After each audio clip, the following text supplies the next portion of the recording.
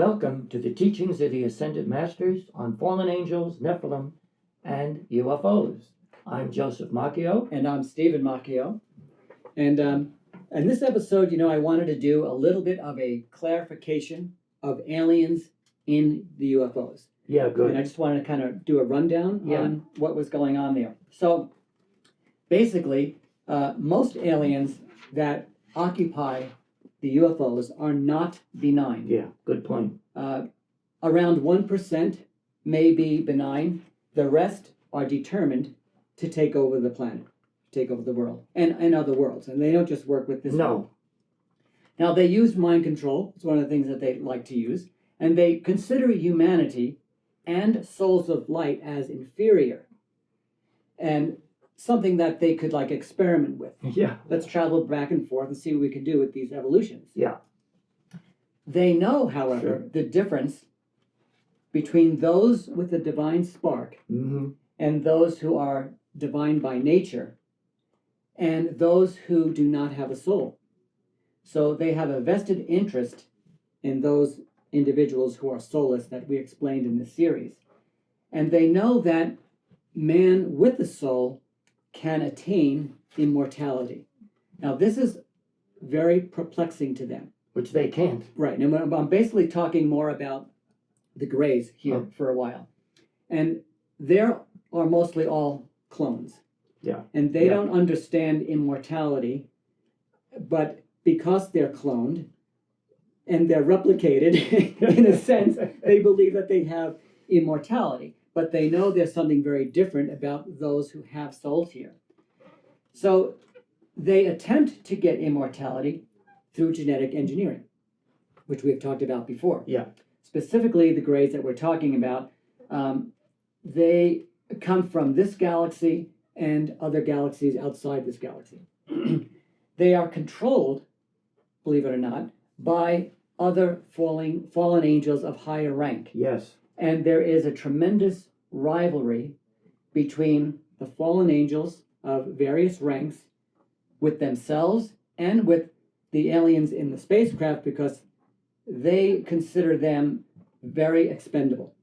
So the fallen angel believes that the aliens in the spacecraft are expendable. They have them do their dirty work and do all the goofy stuff that they do around here, thinking that they're all powerful. So basically, the Greys would be called like humanoids. Would you define them as? Yeah, except when you see them, it's obviously not human. The ridiculous shape of the body is so ridiculous. So maybe a humanoid is not the proper. And you can call them whatever you want. Yeah. But they do exude, though, a certain power from their aura, or when their spacecraft comes close to the physical plane. There's so many of them on the craft. It could be tens of thousands of them manning the mother ship, and then there are other smaller ships within there.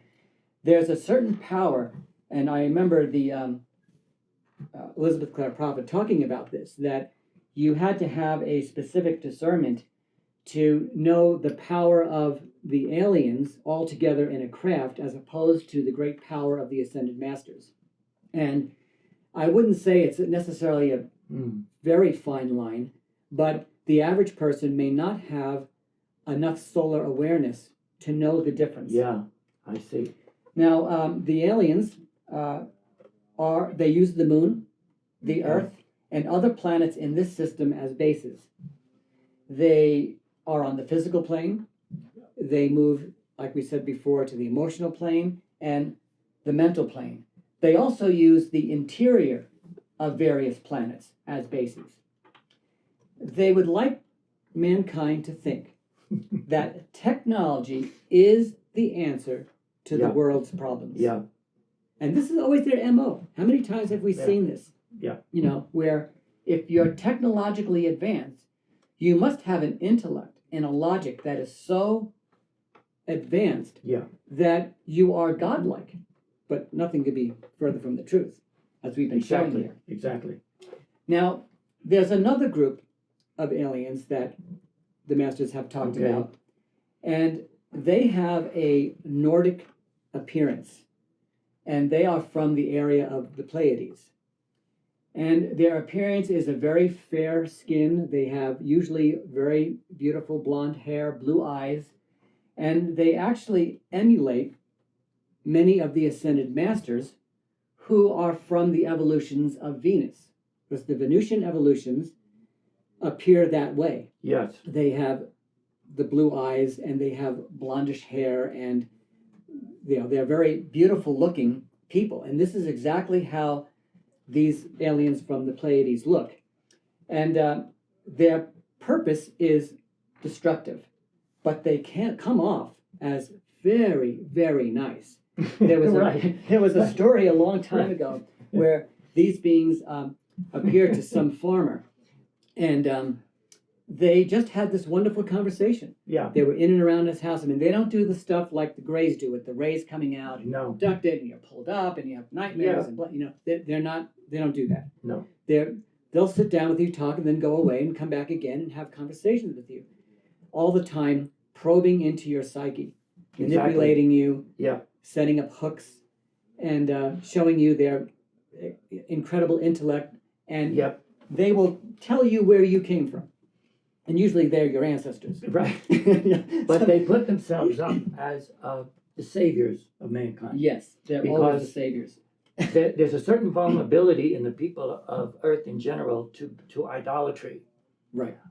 Either of computers or of technological wizardry, of very, very advanced technology.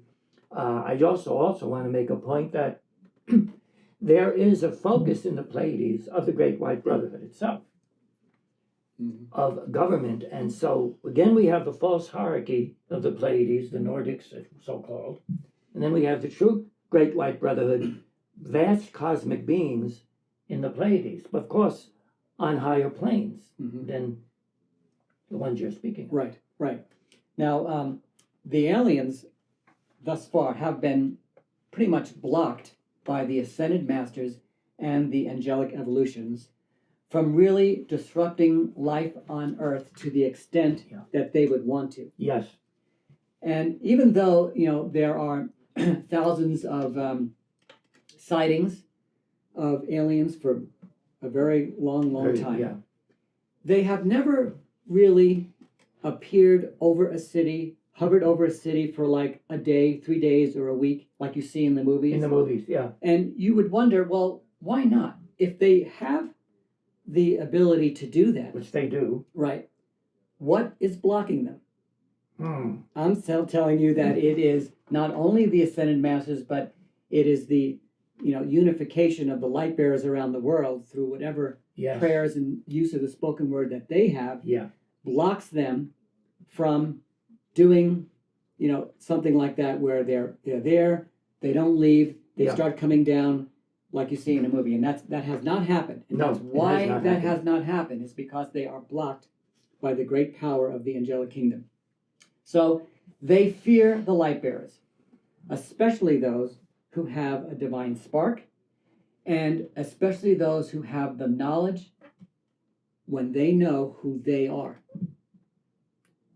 When they know that you know who they are. And that you have right. the knowledge of, let's say, the spoken word. Yes, right. No matter what you use, whether it's prayer, mantra, decrees, no matter what use of the spoken word you use, they fear that, because they know that that's all it takes for thousands of legions of angels to move into action, and they literally attack the spacecraft. Literally, they move it out of the dimensions that it's in. They round up the clones and the creatures that are in there. They are all taken to the court. They round up the usual suspects. Oh, sure. They take them to the sacred fire, and it's over. so their fear is, and there's nothing that they can do about it. You cannot stop Archangel Michael and his legions from entering your spacecraft. And see, so it's really ridiculous. It's sometimes almost laughable at the power that they think they have. Yeah. And finally, I want to talk a little bit more about the reptilians. Oh, yes, the reptilians. Big out there on the internet. Yeah. Everyone thinks everyone's reptilian, especially in high places of various governments of the world. They'll say, they'll call them out and say they're reptilian. Yeah, right. They don't look like a reptile, and that's why I kind of want to that's explain a little bit. Well, So- what does reptilian actually mean? Well, yeah. So the meaning here is not so much having to do with the form that the person looks like a reptilian, but it is a state of consciousness. And that this state of consciousness is inherent in the reptilian nature. So a reptilian consciousness would be someone who is very cold, cunning in their intellect. They would be slimy or slippery in their ability to manipulate. Now, they very well would have forms of reptiles in their aura. And if you are able to see that, you would see in the aura of these individuals all the reptilian forms that you know about. But when you think of a reptile, think of what they do and how they act, and transfer that to That's an really individual that looks like a regular human, correct. but using that type of consciousness. Now, the reptilians are also in spacecraft, and they're also embodied in the Earth. So they're not totally wrong. There very well could be beings that are derived from a reptilian evolution that are in embodiment, and that is why they are so good at the manipulation that they use, being very cunning.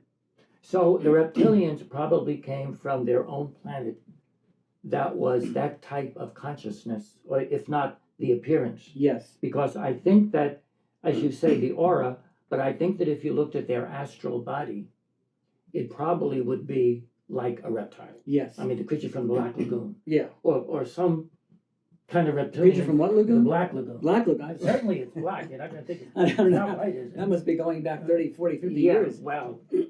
Now you're getting an idea of how old this guy is. Anyway, But actually, that creature was half fish, so it's not really a reptile. so it must have been per some se. kind of a genetically Yeah, oh, engineered. certainly. Well, you know, an interesting point about what you're bringing up is that when someone loses the divine spark, Yeah. or is created without the divine spark, the Ascended Masters say that they then begin to follow the natural decay rate of going down in evolution. So let's say your planet you have the mineral kingdom and the plant kingdom, Yeah. and it goes up, right? Yeah, And within those categories, you have various creatures and animals that are more advanced than others. So if you're left alone and there's no intercession by the angelic hierarchy, yes. then you naturally will just decay to a downward spiral.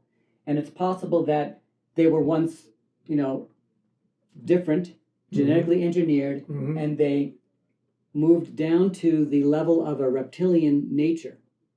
And even a reptilian form, just as we talked about when the fall happened here, that man was almost walking on all fours and was Yes. following that natural decay rate. Yeah, And until someone comes, like a son of Kamara, yeah. or infuses that form with light and volunteers to enter that form that has tremendous light, only then can the form actually start to raise up, because light is naturally magnetized towards light. See, but it doesn't work if you just use it by genetic engineering, because it's not enough light to change the whole form, but there's a mixture, like we've talked about before. And so the other thing I wanted to say a little bit more about them is that, lastly, for hundreds of thousands of years, they have brought various destructive things to this planet, including plants and other forms, reptilian plants. So all the creatures. plants that grow are not natural, or let's say, as a Christian would say, created by God. Right, that not necessarily. Okay. Because they came here and brought these things from their planets. They also would create microbes and various viruses on spacecraft and plant them in the earth. Okay. That's another thing that they can do. Yet we know also that our own scientists have the ability to manipulate viruses, and that's been a known fact for quite that's some true. time. Yeah. Under the guise of, well, you got to make a virus to know how to combat it. If you don't know how to make it, how are you going to? I wonder where they came from. So lastly, I just want to say that humanity ultimately must choose between the superior mechanized intellect of the aliens and their false hierarchy, or the true teachers of humanity that have the development of the heart, the higher mind, and that have a tie to God and are either ascended masters or are part of the lineage of the ascended masters. And perhaps that day will come, or perhaps it is coming and we're in the midst of it, because there is an increase in sightings, as we know. It's more spoken about now than it has ever been in a long time. There may be more things released, but just keep in mind that they actually have no power. They seemingly have power, but the mere call to anything that is from the ascended world, they're out of there. Yeah. And and that's soon. Yeah, they're gone. They're gone. And I thought. So that pretty much, concludes the clarification of Thank you. That's the aliens and what they're you've done doing. a lot of research on this. So Yeah, it's really good. Well, the story that we told of the fallen angels on earth, as the book The Mysteries of the Holy Grail has stated, is not presented to alarm the children of the light, but to arm them with true knowledge. So, according to the masters, there's no greater gift than the true knowledge of good, capital G, and the true knowledge of evil, capital E. These, again, are absolutes. They're not relative because, again, absolute evil would be the absolute misuse of the tremendous light of good or God. Which is why it's capitalized. Yeah, that's why it's capitalized. So all of our listeners, having heard the story of the fallen ones and all its so-called gory details, are now actually illumined as to what is transpiring and going on Earth in the past and in the present day. We're armed with knowledge and we're armed with wisdom. And what does it give us? It actually gives us discernment and awareness of, again, the two groups of people, the two groups of evolution on Earth. So without this discernment and without the awareness, we're like cattle. Right. I mean, and this is what the fallen angels and the seed of the wicked and the aliens want us to be. They want to exert total control, as you said, over the people, those especially who have light. But I think it's a good idea if we mention the fact that the worst reaction, for instance, that anyone can have or entertain after receiving the teaching on the fallen angels and everything that we've said in their mechanized man, is to go around suspecting everybody you meet of being a fallen angel or a mechanized man. Oh, my friend. Oh, my relative. I wonder if he's one of those weird reptile guys. I wonder. I wonder if he's. Right. I mean, that's the worst you can do. Right. Because some light bearers could take on a very heavy karma to balance in a given lifetime, and they can come off very gruff, very intense. Yeah.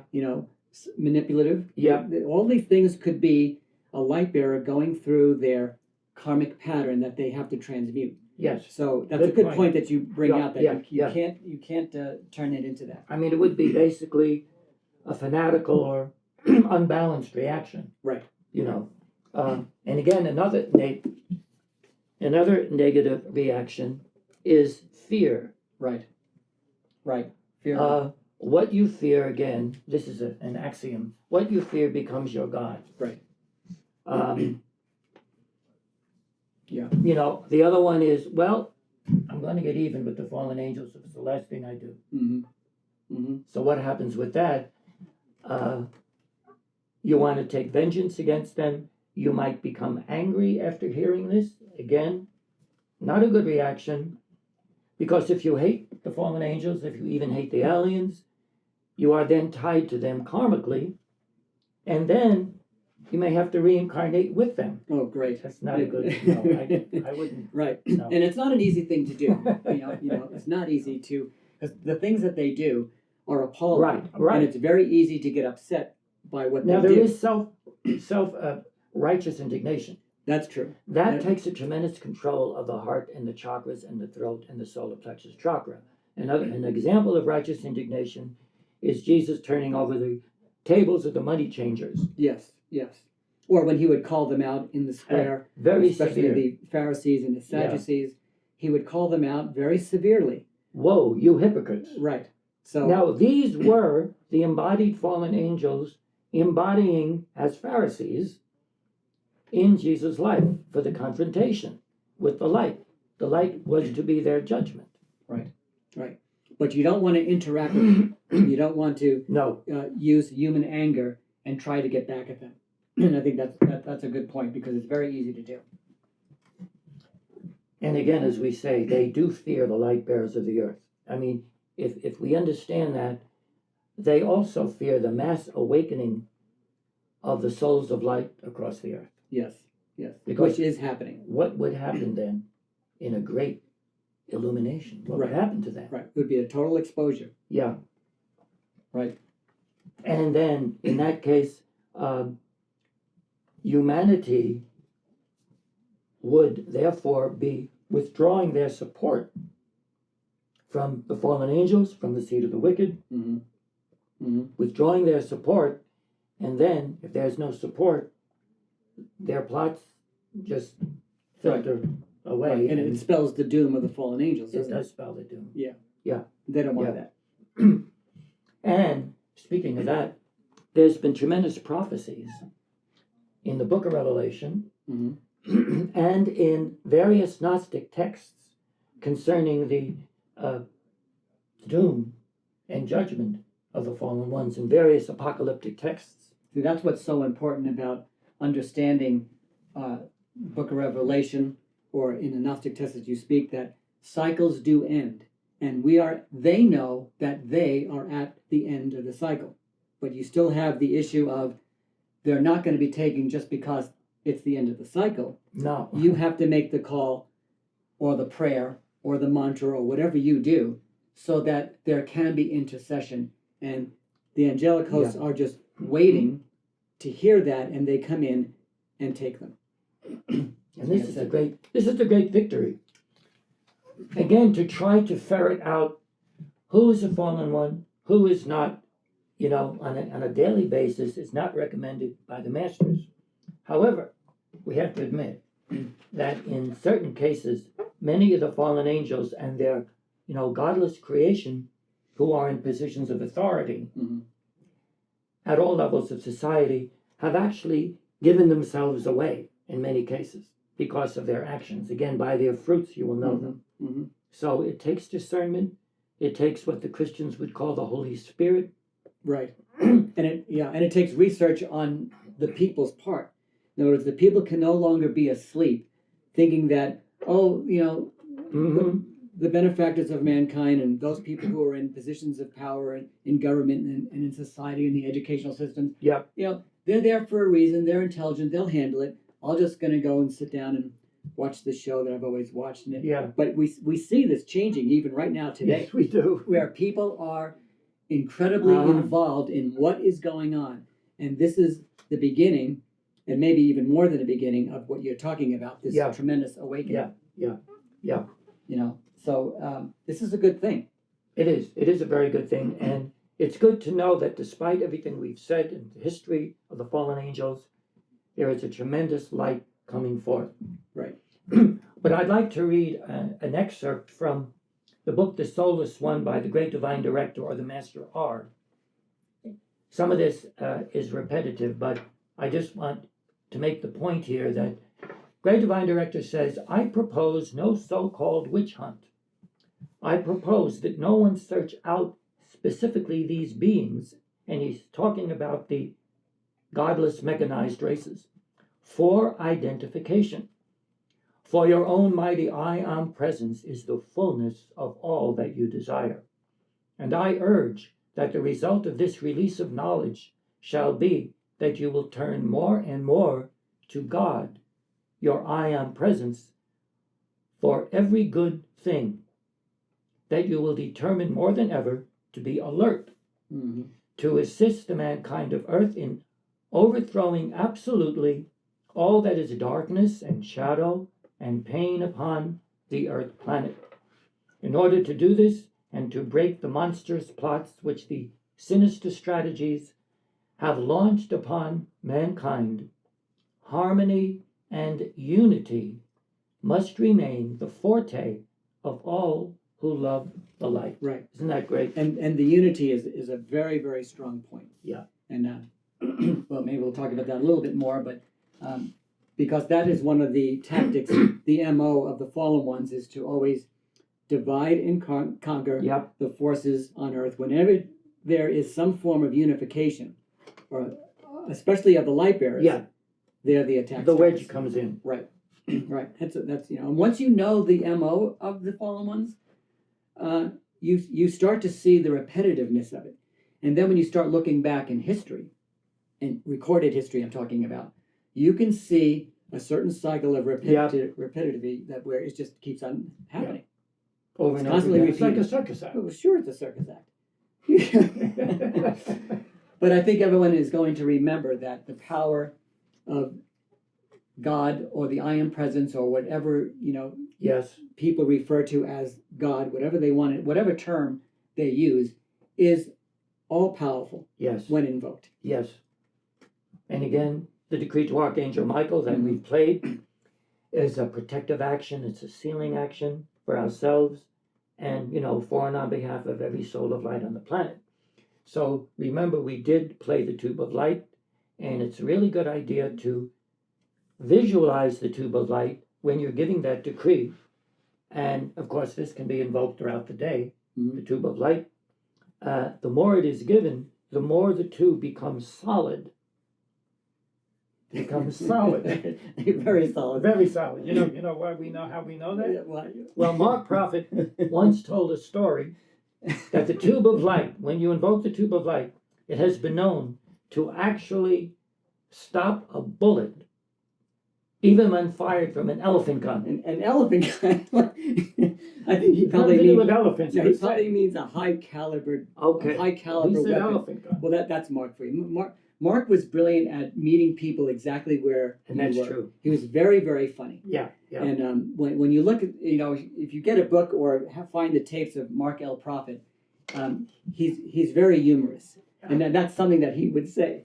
But he's just trying to make the point that there are people on the planet who have achieved that level, Yes. where the tube of light is so powerful by their devotion and their conviction, and that's an important thing. I think so. That when you do your prayer, your mantra, or whatever you're doing, your decrees that we showed, it is your conviction and the knowledge that you know who you are. So when you do a prayer, a mantra, or a decree with the knowledge that you know that you are of divine nature, with the conviction added, there's nothing that could stop that energy. That's true. Very true. So if we look at world events, the moral degeneration, the attempted world control. I'm trying not to, but it's in my face. It's every day. And we can easily see from this Right. that we are in what has been known as the Battle of Armageddon in the Christian tradition. So Armageddon is actually mentioned in the book of Revelation. It talks about the great battle of the great day of God Almighty. The battle of the great day of God Almighty. And this is in Greek. Pantodynamos Theos.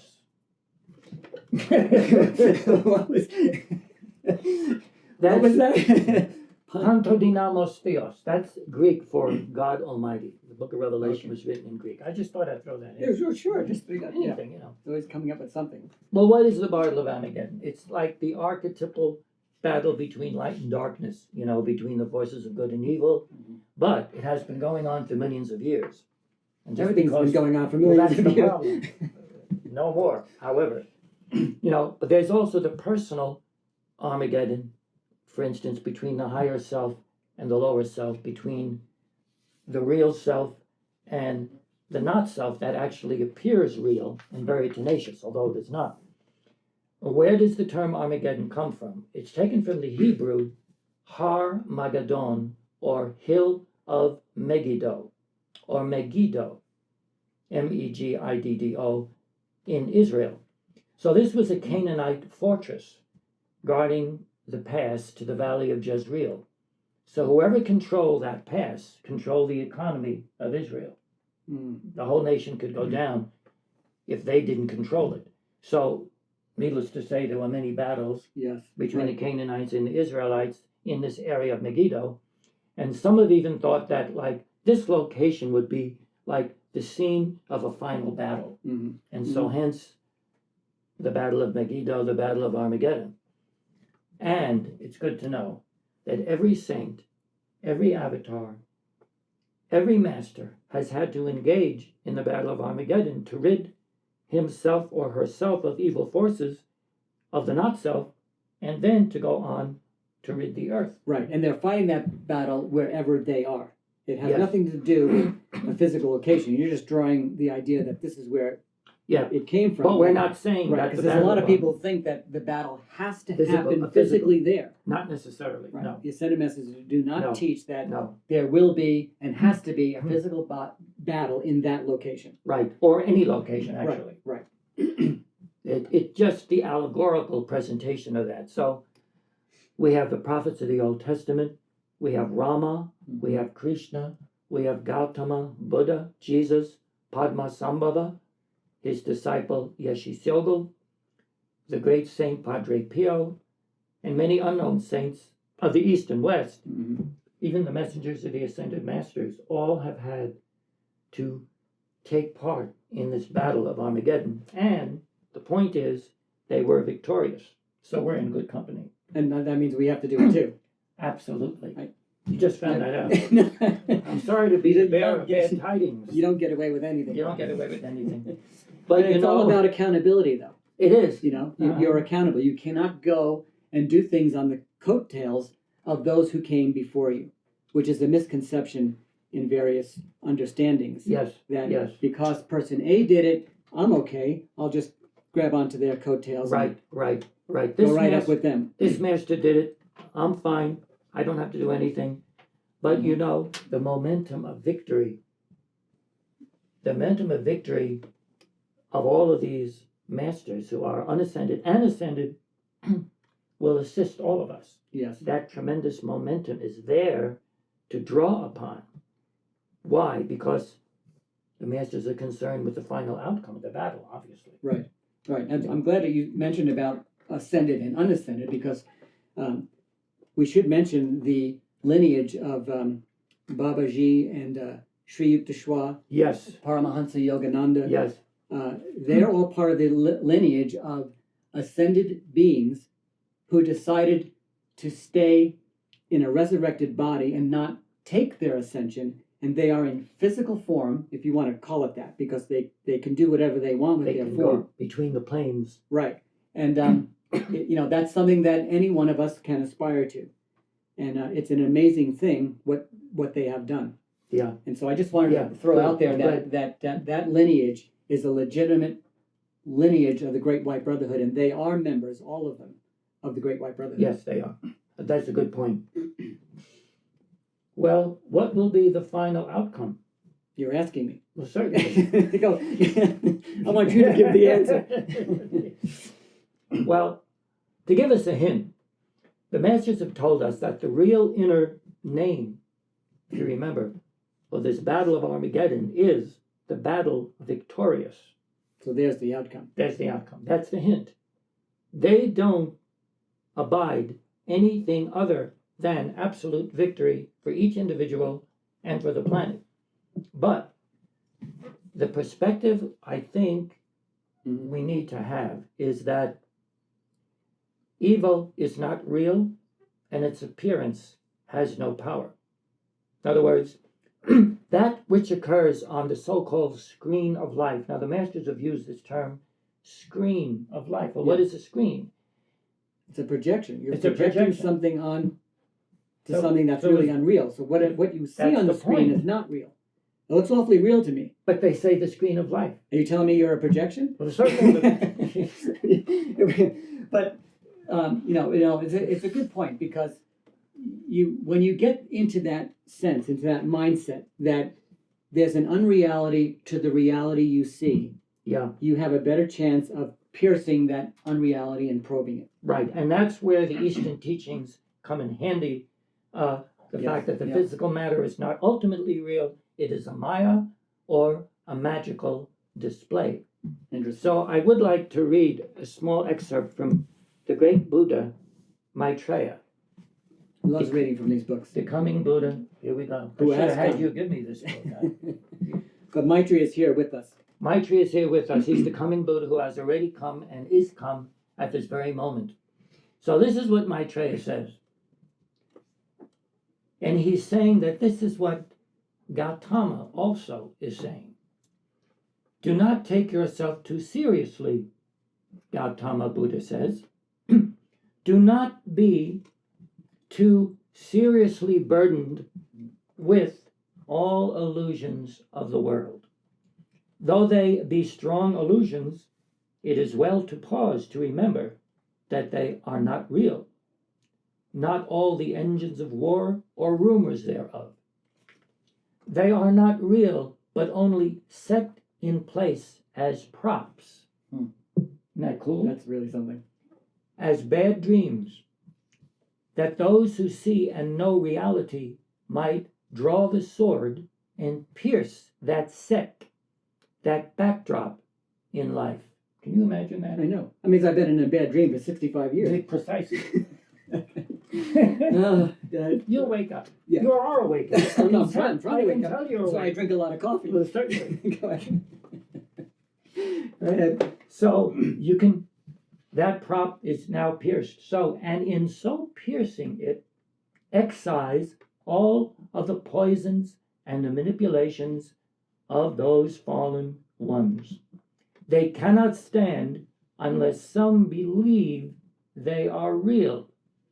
That's very good. Thus, evil has no permanent reality except the reality given to it.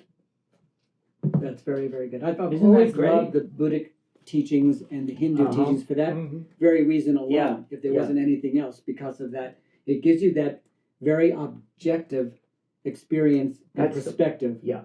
It's not easy to do, No. but if you can get there, it's extremely helpful. What else you got there? Let's see. It says here, the state of mind will enable us to be objective.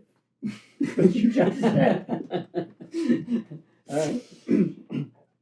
Well, the students of and disciples of the masters worldwide from all walks of life Mhm. are actually the catalyst for the turning around of civilization in America and in every nation on earth. Again, accountability. Yeah, You're here, you're embodied here. It's some karmic condition that you have as an individual or as a nation or as a race for that matter. And that's what it's about, accountability. right. And through the presence of the Great White Brotherhood on earth, Mhm. and again, through the practice of the science of the spoken word, the judgment, Right. of the fallen angels, and their removal from earth is actually taking place right now and will continue to take place until every fallen one is taken from the earth.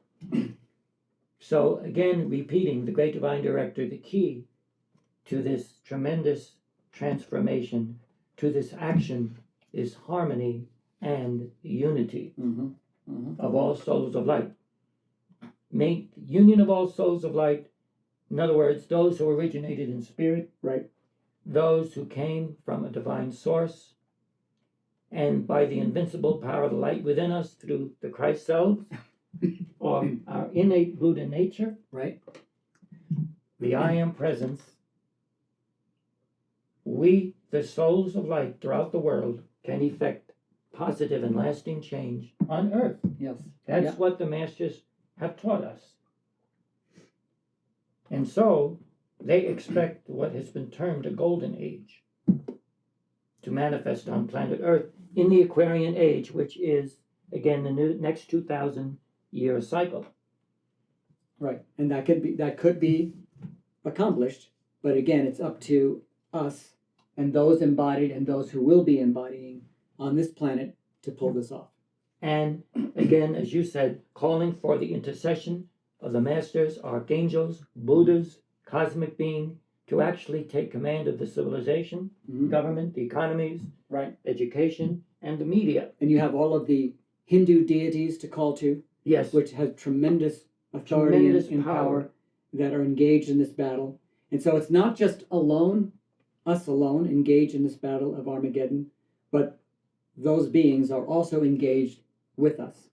And this is a huge boon to the planet, to get out of the situation we're in. Thank God the Great White Brotherhood is here.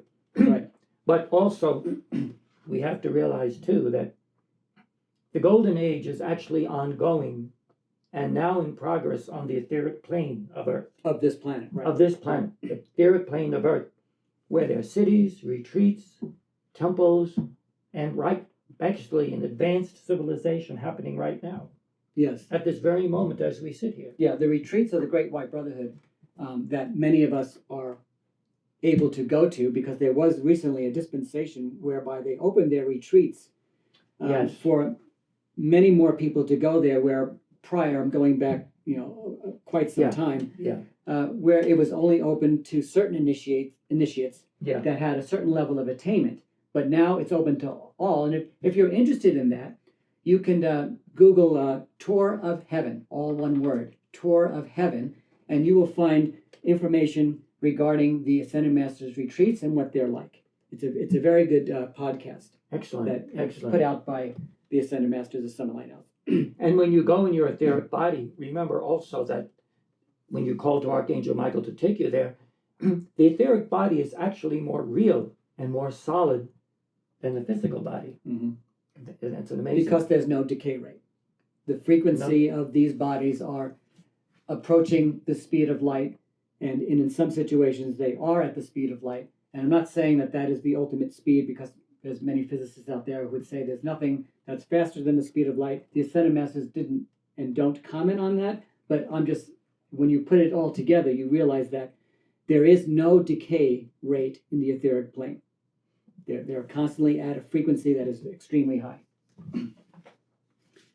So, we're on our way.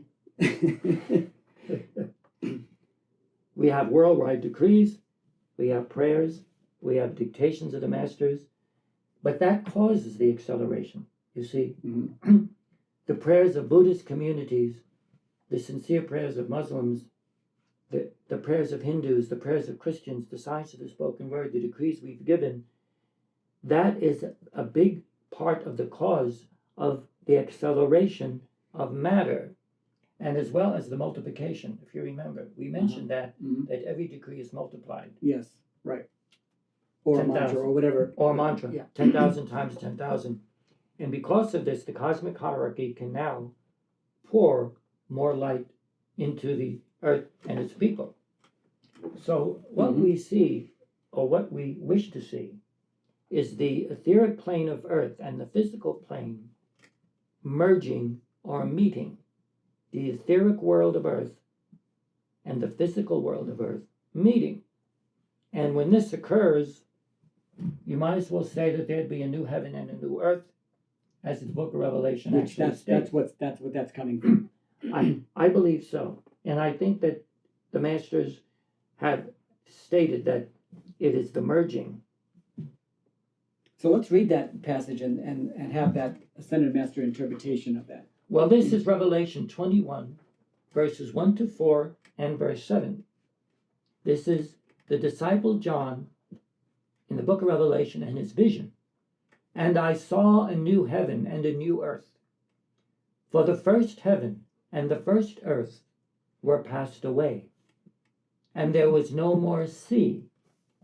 The masters have told us that means that the astral plane, the water body, I'm not speaking about the oceans per se, the astral plane is transmuted. And the darkness of that astral plane, or the sea, is transmuted. The astral bodies of mankind, as well as the astral plane of earth. And I, John, saw the holy city, New Jerusalem. Now, New Jerusalem is the archetype of the etheric cities. All of these etheric cities, that is called the New Jerusalem, coming down from God out of heaven, prepared as a bride adorned for her husband. So, the etheric cities, the holy city, New Jerusalem, and this also includes the retreat of Jesus over the city of Jerusalem on the etheric plane, and all the retreats, coming down from the divine plane, God, out of heaven. Why is it as a bride? Because the husband is the Christ consciousness of the people of light on earth. So the bride and the Christ are getting together. Interesting. Very interesting interpretation. And I heard a great voice out of heaven saying, Behold, the tabernacle of God is with men, and he shall dwell with them, and they shall be his people, and God himself shall be their God. So, who is the God himself? The individualized I am presence shall be their God. So, in other words, everyone. It's an individualization. It's an individualization of the cosmic mind of God. Everyone will have full access to the God self, that top figure in the chart. So the tabernacle, the dwelling place of your God self, is with men, all men.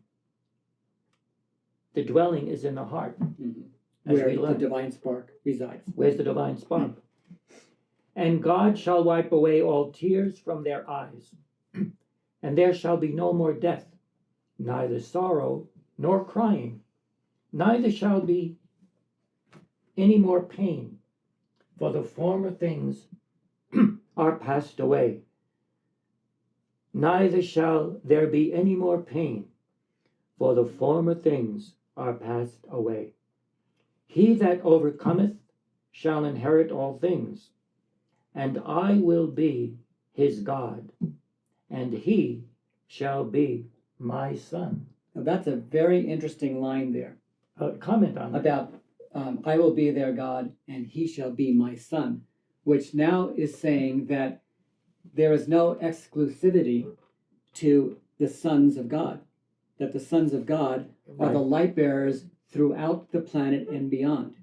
And to give exclusivity to one is not what this, that's what it tells me. Exactly,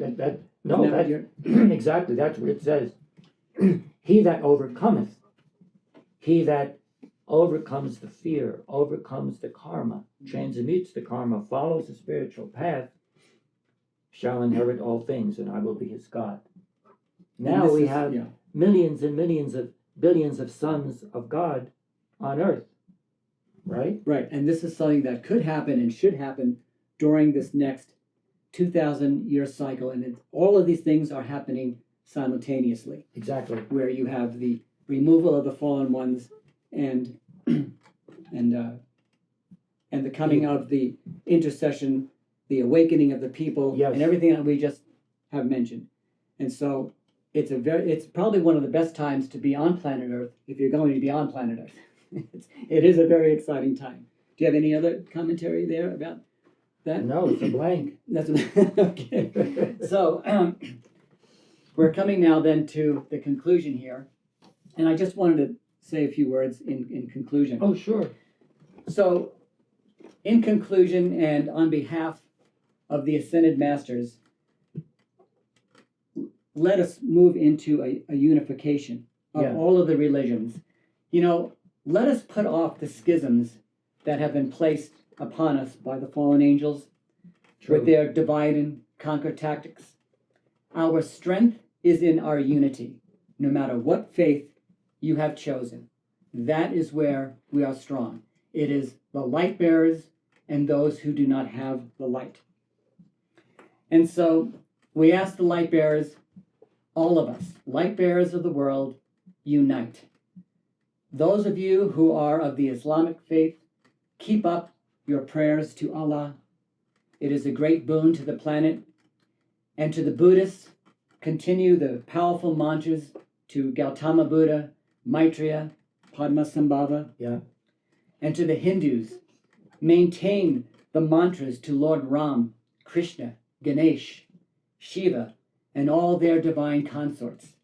And finally, to the Christian world, use the prayer with a renewed fervor.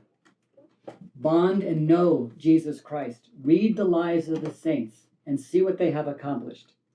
And all of us, universally, united, we, the light bearers, those of us with the divine spark, we will defeat the fallen angels and their focuses and their forces on planet Earth, because nothing can stand against the unity of the light bearers.